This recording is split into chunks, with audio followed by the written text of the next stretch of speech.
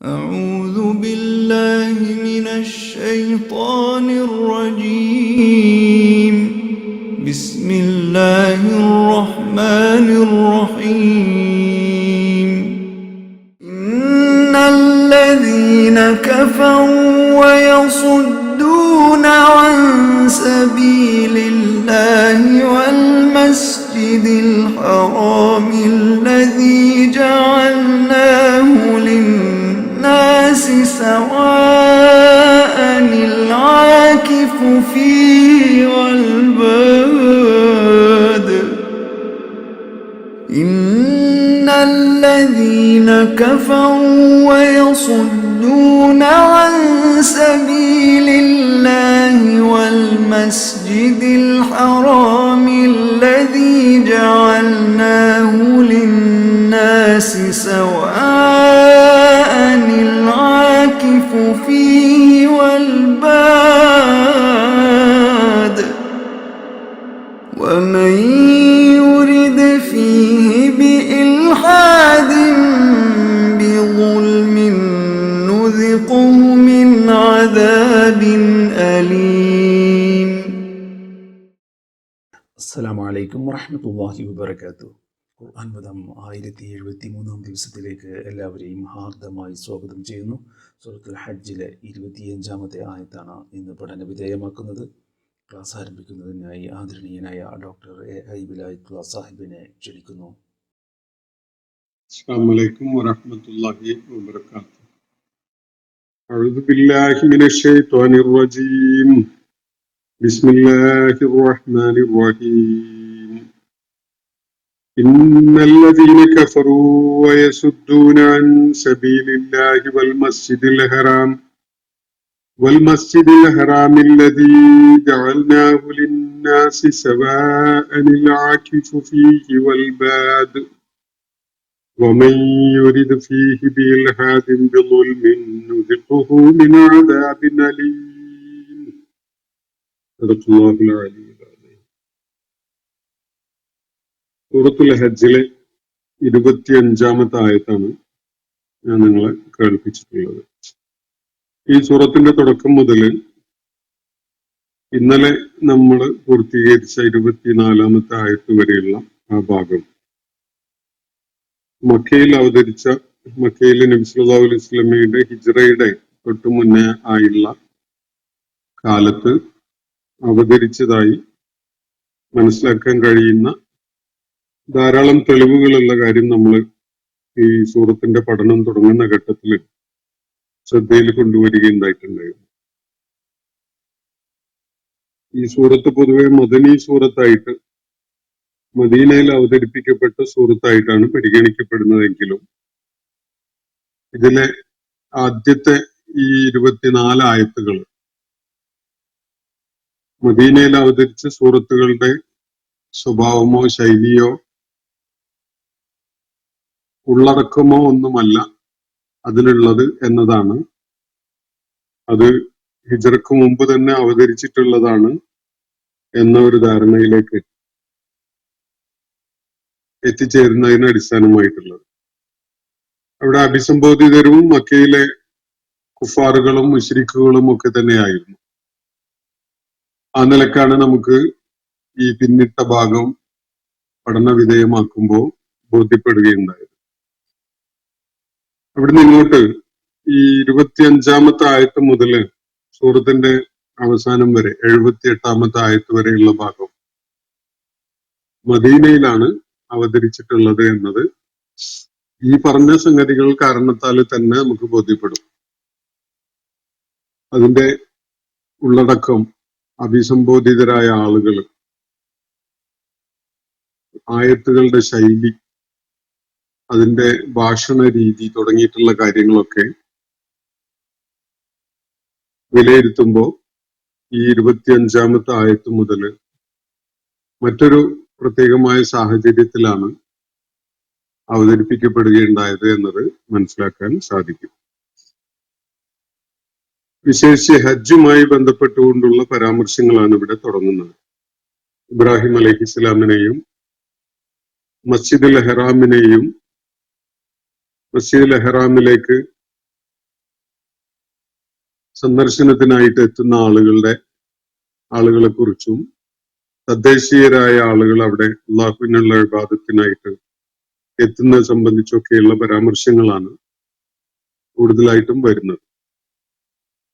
അതിന്റെ അടിസ്ഥാനത്തിൽ വിലയിരുത്തപ്പെടുന്നത് ഈ ആയത്ത് മുതൽ ഏതാനും ആയത്തുകൾ ഹിജ്റ കഴിഞ്ഞ് ഒന്നാമത്തെ ഹജ്ജ് സന്ദർഭം ആയപ്പോൾ അവതരിപ്പിക്കപ്പെട്ടതാണ് എന്നതാണ് മനസ്സിലാക്കപ്പെടുന്നത്. മക്കയിൽ നിന്ന് മുഹാജിറുകള് മദീനയിലെത്തി അവരെ സംബന്ധിച്ചിടത്തോളം അവരുടെ നാടും വീടും അവരുടെ കച്ചവട സംരംഭങ്ങളും വരുമാന മാർഗങ്ങളും ഒക്കെ കൈവിട്ടുകൊണ്ടാണ്, അതൊക്കെ നഷ്ടപ്പെടുത്തിക്കൊണ്ടാണ്, അള്ളാഹുവിന്റെ മാർഗത്തിൽ അവയൊക്കെയും ത്യജിച്ചുകൊണ്ടാണ് അവർ മദീനയിലേക്ക് വരുന്നത്. തീർച്ചയായിട്ടും അതൊക്കെ അവരിൽ വലിയ നൊമ്പരം ഉണ്ടാക്കുന്നുണ്ട്.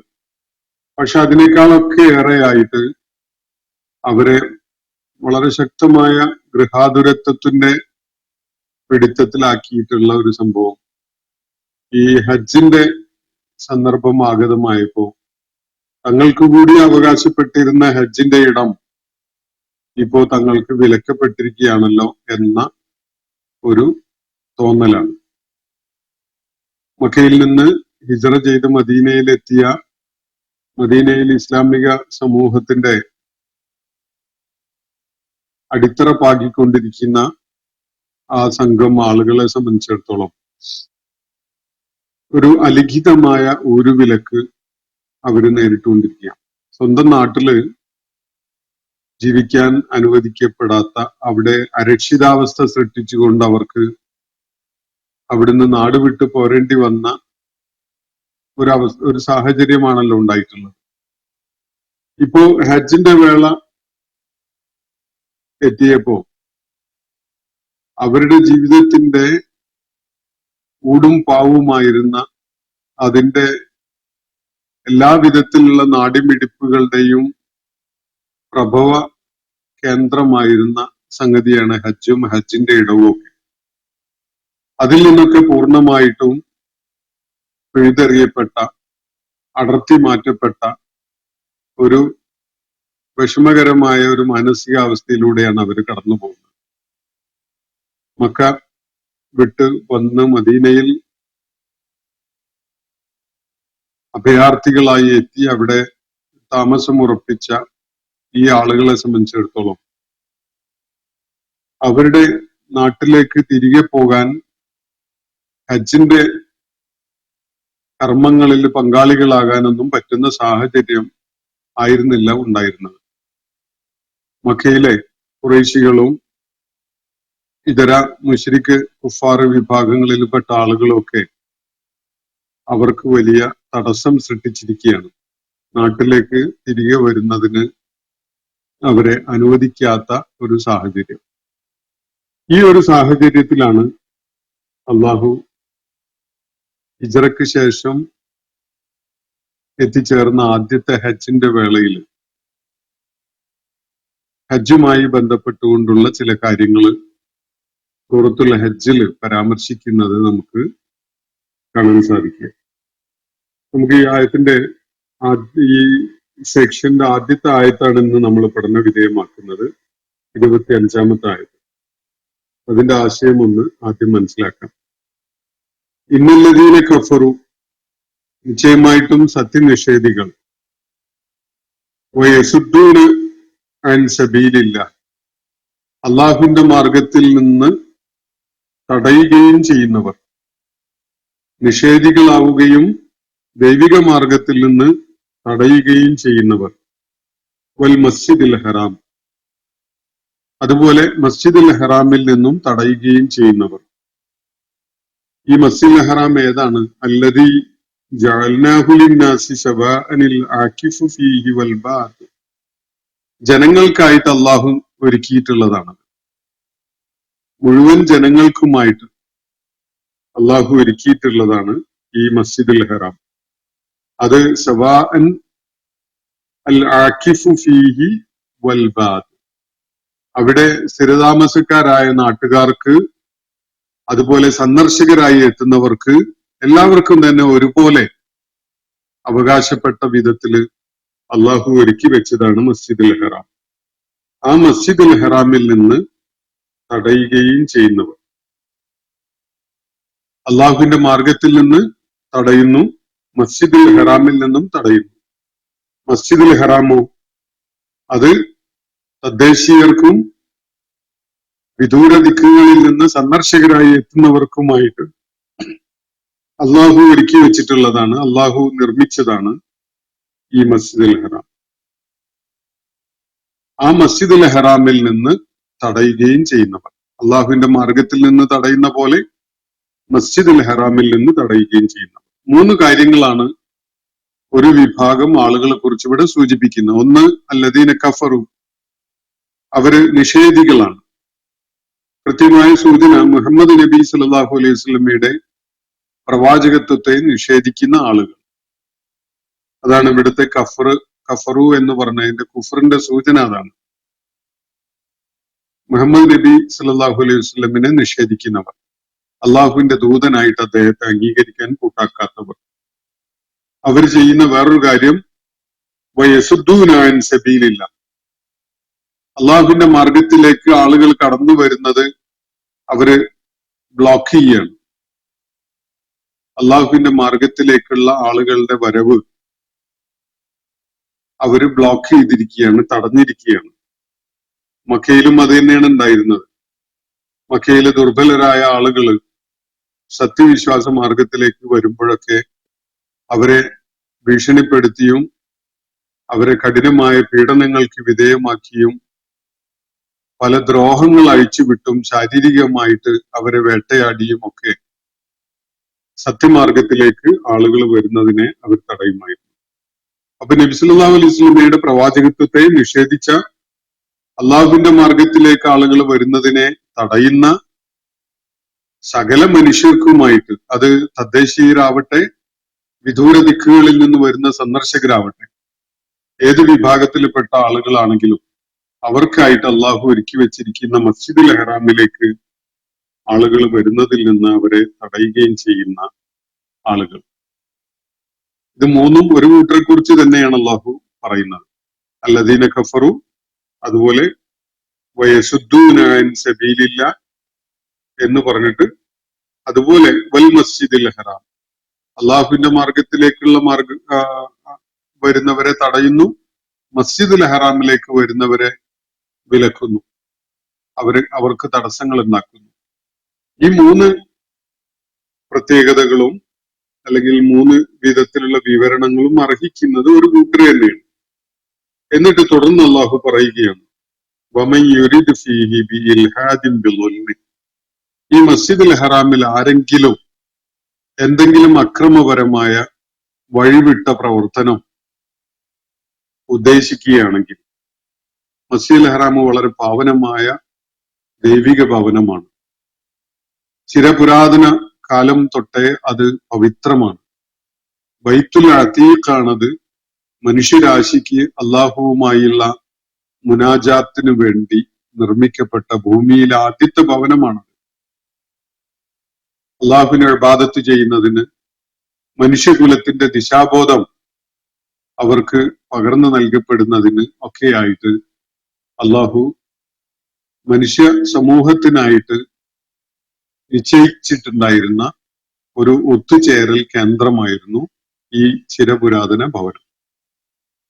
അതിന്റെ ചുറ്റുമായി നിർമ്മിക്കപ്പെട്ട പവിത്രമായ ആ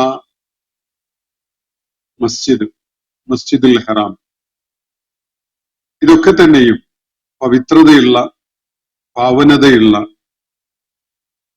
ആദരിക്കപ്പെടേണ്ട ഇടങ്ങളാണ്. അപ്പൊ അവിടെ ആരെങ്കിലും വന്ന് ഇൽഹാദ്, അത് സത്യനിഷേധമാവാം, അധാർമികമായ പ്രവർത്തനങ്ങളാവാം, ഏറ്റുമുട്ടലും സംഘർഷവും രക്തച്ചൊരിച്ചിലും ഒക്കെയാകാം, അങ്ങനെയുള്ള വല്ലതുമായി അതിക്രമപരമായിട്ട് ആരെങ്കിലും അവിടെ പ്രവർത്തിക്കുന്നുവെങ്കിൽ നുദിഖുഹു മിൻ അദാബിൻ അലീം, കടുത്ത വേദന നാം അവരെ അനുഭവിപ്പിക്കുന്നതാണ്. നുദിഖുഹു, അങ്ങനെ ഒരാളെ നാം ആസ്വദിപ്പിക്കുന്നു. മിൻ അദാബിൻ അലീം, വേദനയേറിയ ശിക്ഷ. വേദനയേറിയ ശിക്ഷയാണ് അങ്ങനെ ഒരാളെ നാം അനുഭവിപ്പിക്കാൻ പോകുന്നത്. ഇതാണ് അള്ളാഹു അത് സംബന്ധമായിട്ട് ഇവിടെ പറയുന്നത്.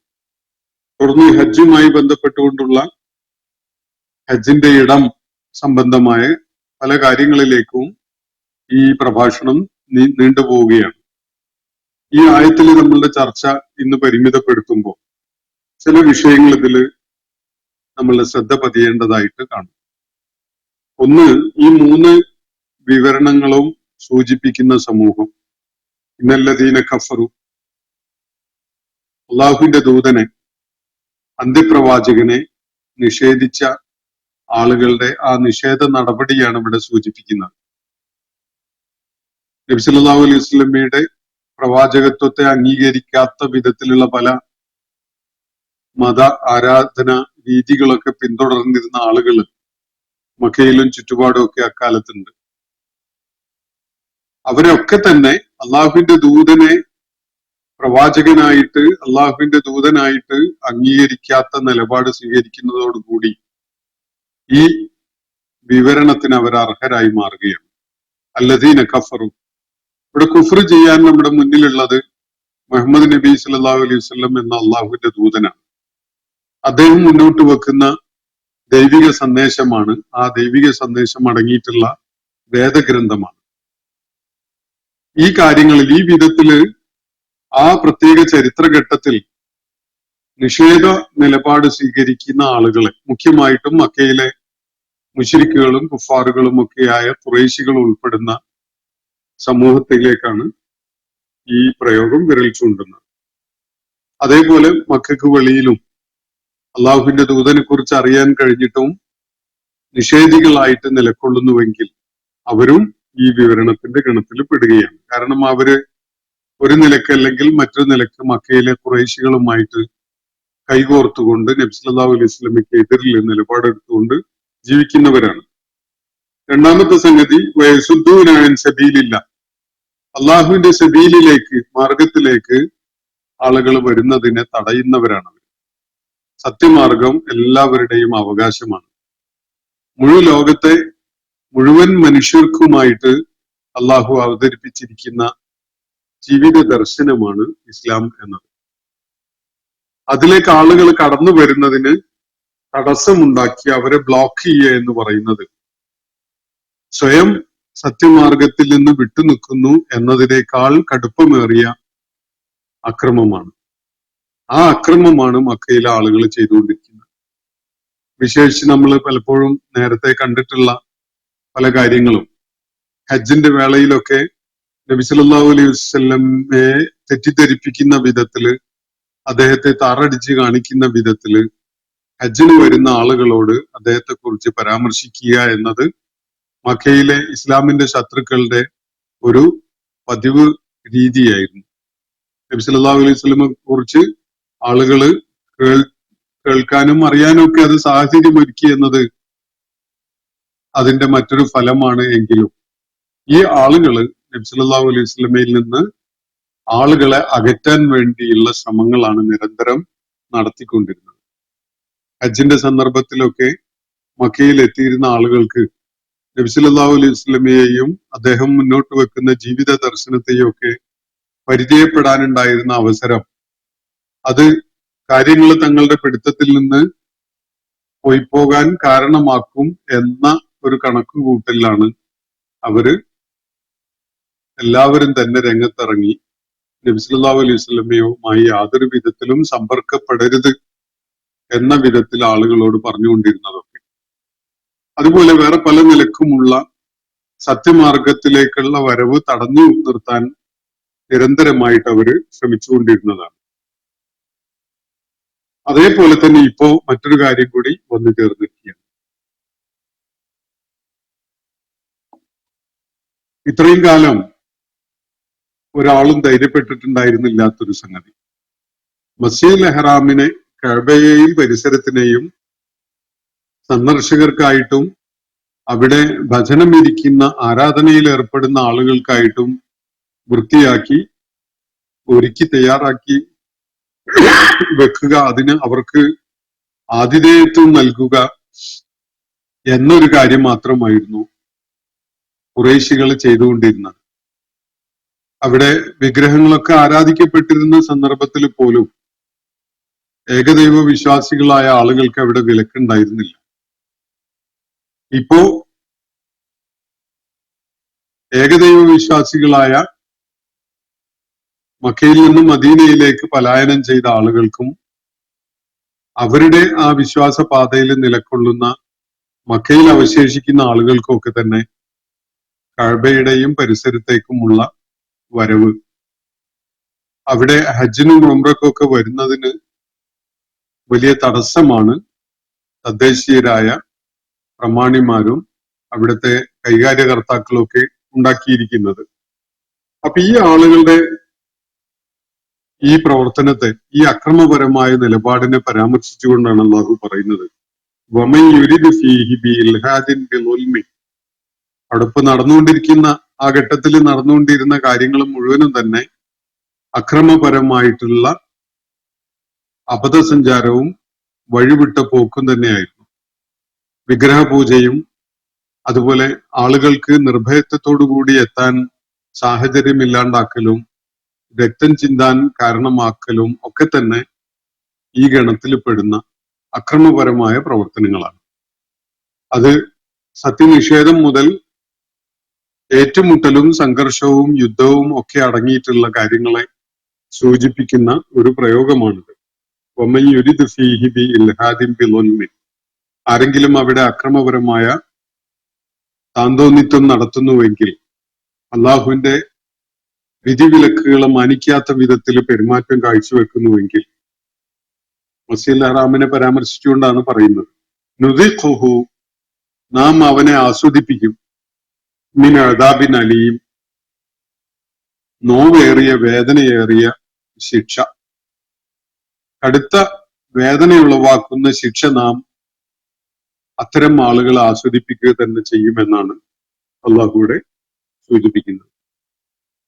മക്കയിലെ ആളുകൾക്ക് കൂടി അവരുടെ ശ്രദ്ധയിലേക്ക് വരുന്ന വിധത്തിലാണ്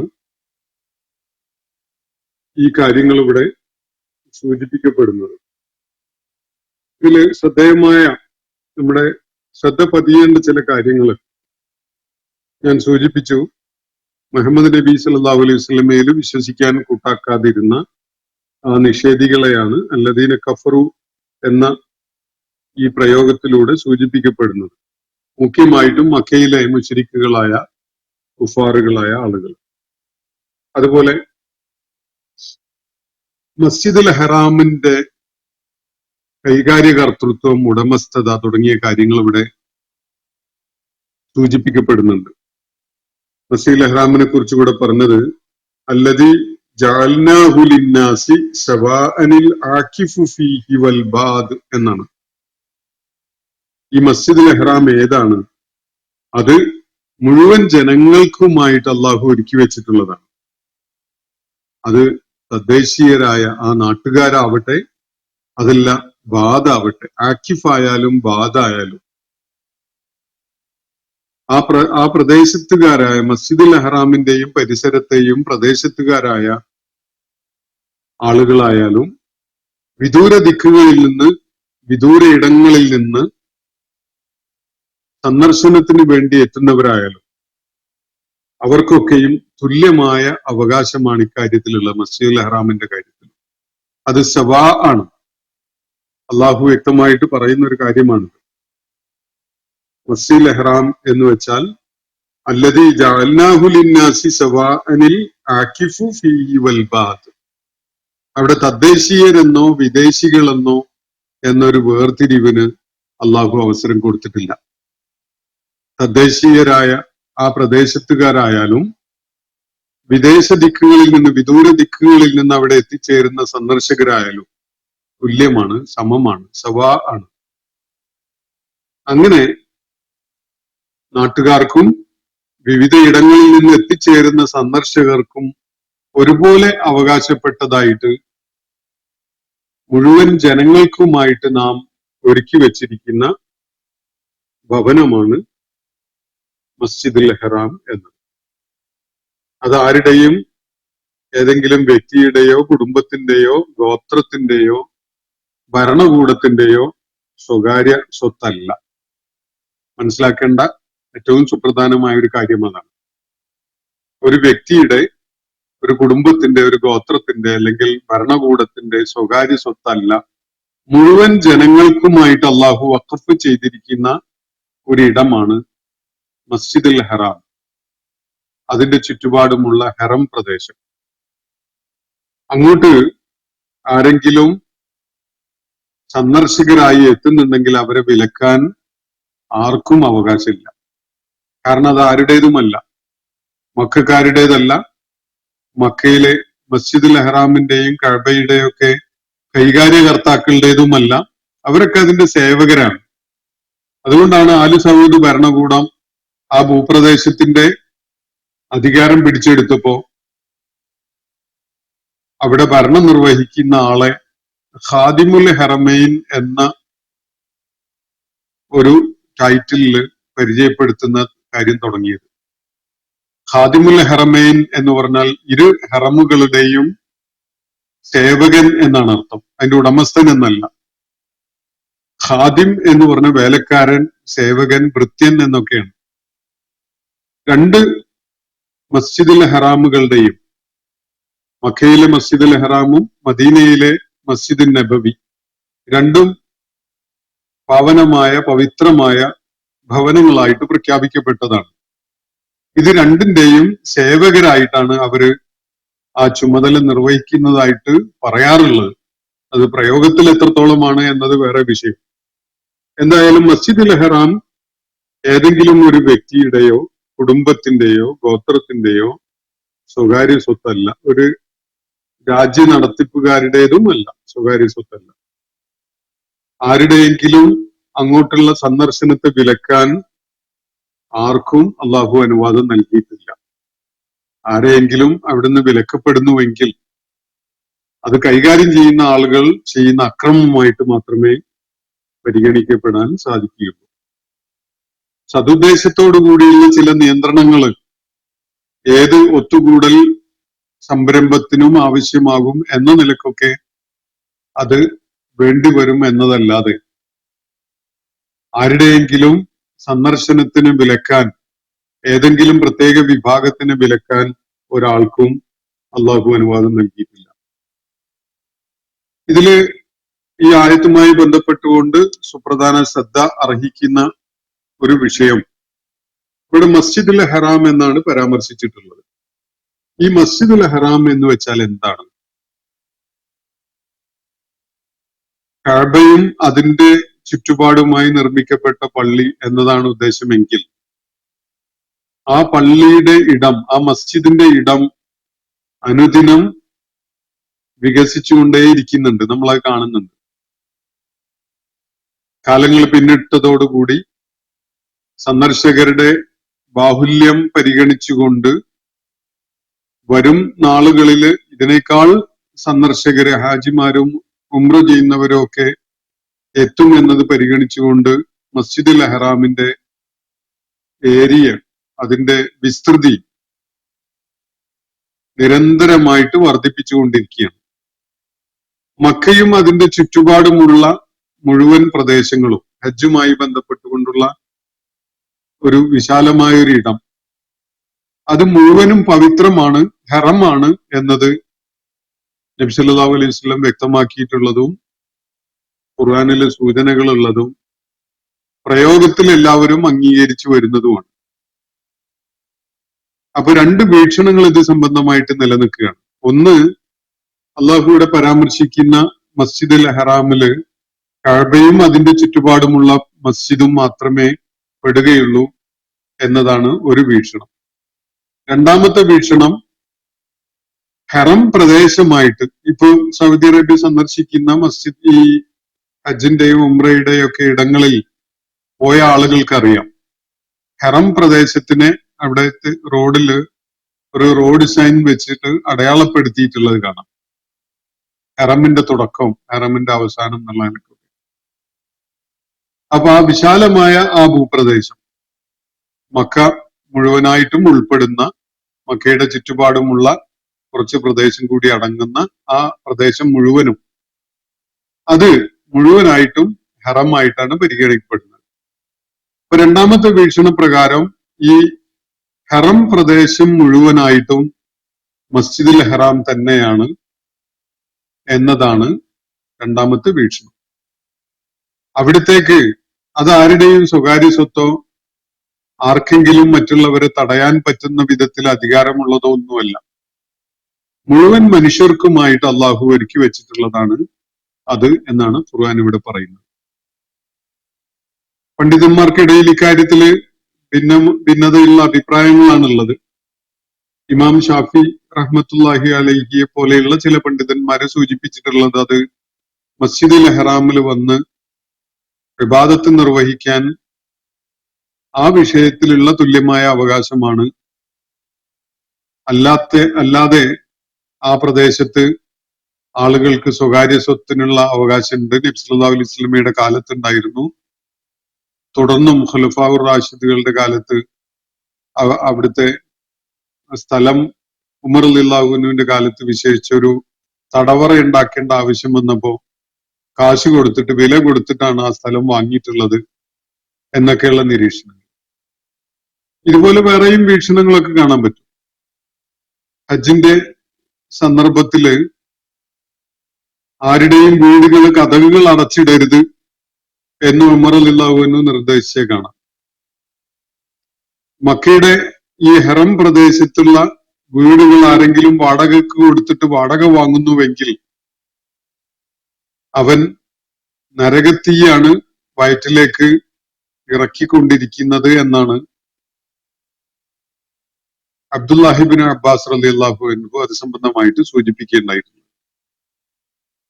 നബി സല്ലല്ലാഹു അലൈഹി വസല്ലമയുടെ ഒരു ഹദീസ് പ്രകാരം ഹറം പ്രദേശത്ത് ആരും അവിടുത്തെ ഭൂമി വാങ്ങുകയോ വിൽക്കുകയോ ചെയ്തുകൂടാ. അവിടെയുള്ള ഭവനങ്ങൾ വാടകക്ക് കൊടുത്തുകൂടാ, വാടക ഈടാക്കിക്കൂടാ എന്നതാണ്. മുഴു ലോകത്തെയും മുഴുവൻ മനുഷ്യർക്കുമായിട്ട് അള്ളാഹുവിനെ ഇബാദത്ത് ചെയ്യാൻ വേണ്ടി കടന്നു വരാൻ അള്ളാഹു വഖഫ് ചെയ്തിട്ടുള്ള ഒരു പ്രദേശമാണ് ഈ ഹറം പ്രദേശം. അത് ആരുടെയെങ്കിലും സ്വകാര്യ സ്വത്താക്കി കൈകാര്യം ചെയ്തുകൂടാ എന്നതാണ് ഈ സൂചനകളിൽ നിന്ന് നമുക്ക് ബോധ്യപ്പെടുന്ന വളരെ വ്യക്തതയുള്ള ഒരു സംഗതി. കൈകാര്യകർത്താക്കൾ അതിന് വേണ്ട എന്നല്ല, ഭരണനിർവഹണം നടത്തുന്ന ആളുകള് അതിനാവശ്യമാണ്. പക്ഷെ അത് ആരാണ്? ഏതെങ്കിലും കുടുംബത്തിന്റെയോ ഗോത്രത്തിന്റെയോ വ്യക്തിയുടെയോ ഒന്നും സ്വകാര്യമായ ഒരു സ്വത്ത് എന്നുള്ള നിലക്ക് കൈകാര്യം ചെയ്യപ്പെട്ടുകൂടാത്ത മുഴുവൻ മനുഷ്യർക്കും അവകാശപ്പെട്ടിട്ടുള്ള സത്യവിശ്വാസം ഉൾക്കൊള്ളാൻ സന്നദ്ധരായ എല്ലാവർക്കും എപ്പോ വേണമെങ്കിലും, അത് രാവായാലും പകലായാലും എപ്പോ വേണമെങ്കിലും സന്ദർശിക്കാവുന്ന ഒരു ഇടമായിട്ട് അള്ളാഹു വഖഫ് ചെയ്തിട്ടുള്ള ഒരു സ്ഥലമാണ് ഈ ഹറം പ്രദേശം. അതിന്റെ മേൽ അമിതാധികാരം കാണിച്ച് ആരെങ്കിലും മറ്റുള്ളവരെ തടയുന്നുവെങ്കിൽ അത് അക്രമപരമായ നടപടിയാണ് എന്നതിൽ സംശയമൊന്നുമില്ല. വ്യക്തികൾക്ക് പണ്ടേ ഉണ്ടായിരുന്ന ആ അവകാശമായിട്ടുണ്ടായിരുന്ന ഭൂമി, അതിലുള്ളത് അവർ ഉപയോഗിക്കുകയോ അവരവിടെ താമസിക്കുകയോ ചെയ്യുന്നതിനൊന്നും തടസ്സമില്ല. പക്ഷെ വലിയ കെട്ടിട സമുച്ചയങ്ങൾ ഉണ്ടാക്കിയിട്ട് ചില കുടുംബങ്ങൾക്കോ വ്യക്തികൾക്കോ ഹജ്ജിന്റെ വേളയിൽ വലിയ ആദായം കൊയ്തെടുക്കാൻ വേണ്ടി അള്ളാഹു രൂപകൽപ്പന ചെയ്തിട്ടുള്ള ഒരു പരിപാടിയല്ല ഹജ്ജ് എന്നത് വളരെ പ്രമുഖരായ പല പണ്ഡിതന്മാരും ചൂണ്ടിക്കാണിച്ചിട്ടുള്ള ഒരു കാര്യമാണ്. ഹജ്ജ് അള്ളാഹു നിർബന്ധമാക്കിയത് കൊണ്ട് സത്യവിശ്വാസികൾക്ക് ഹജ്ജ് ചെയ്യാൻ വേണ്ടി അവിടെ വരേണ്ടി വരും. അത് തദ്ദേശീയരായ ഏതെങ്കിലും വ്യക്തികൾക്കോ കുടുംബങ്ങൾക്കോ ഭരണകൂടങ്ങൾക്കോ കാശുണ്ടാക്കാൻ വേണ്ടി അവിടെ വാടക ഈടാക്കിക്കൊണ്ട് അവിടെ ഇടം നൽകപ്പെട്ടുകൊണ്ട് അത് പണം ഉണ്ടാക്കാനുള്ള ഒരു ഏർപ്പാടായിട്ട് അവർക്കൊരു സൗകര്യം എന്നുള്ള നിലക്ക് ചെയ്തു കൊടുത്തിട്ടുള്ള ഒരു കാര്യമല്ല. മറിച്ച് അള്ളാഹുവിന്റെ മാർഗം സ്വീകരിച്ച ലോകത്തെ ഏത് പ്രദേശത്തുള്ള ആളുകൾക്കും ഏത് പാതിരാക്കും കയറി വരാവുന്ന വിധത്തില് തുറന്നു കിടക്കേണ്ട ഒരിടമായിട്ടാണ് അള്ളാഹു അതിനെ വഖഫ് ചെയ്തു വെച്ചിരിക്കുന്നത് എന്നതാണ് ഖുർആൻ ആയത്തുകളുടെയും വളരെ പ്രധാനപ്പെട്ട ചില ഹദീസുകളുടെയും സൂചനയുടെ അടിസ്ഥാനത്തിൽ നമുക്ക് മനസ്സിലാക്കാൻ സാധിക്കുന്നത്. ഇത് സംബന്ധമായ ചില പരാമർശങ്ങൾ കൂടി നിങ്ങളുടെ ശ്രദ്ധയിൽ കൊണ്ടുവരേണ്ടതായിട്ടുണ്ട്. ഇൻഷാ അല്ലാഹ് തുടർന്നുള്ള ആയത്തുകളുടെ വിശദീകരണം നടത്തുമ്പോൾ നാളെയും തുടർന്നുള്ള ദിവസങ്ങളിലുമായിട്ട് അവ ശ്രദ്ധയിൽപ്പെടുത്താൻ ശ്രമിക്കാം. അള്ളാഹു നമ്മെ എല്ലാവരെയും അനുഗ്രഹിക്കുമാറാവട്ടെ. വാഖിറു ദഅ്വാന അനിൽ ഹംദുലില്ലാഹി റബ്ബിൽ ആലമീൻ. അസ്സലാമു അലൈക്കും വറഹ്മത്തുള്ളാഹി വബറകാതുഹു. ഇന്നത്തെ ഖുർആൻ പദം ഇവിടെ സമാപിക്കുന്നു. ഖുർആൻ പഠനത്തിൽ പങ്കെടുത്ത എല്ലാവർക്കും അള്ളാഹു അർഹമായ പ്രതിഫലം നൽകി അനുഗ്രഹിക്കട്ടെ. വആഖിറു ദഅ്വാന അനിൽ ഹംദുലില്ലാഹി റബ്ബിൽ ആലമീൻ. അസ്സലാമു അലൈക്കും വറഹ്മത്തുള്ളാഹി വബറകാതുഹു.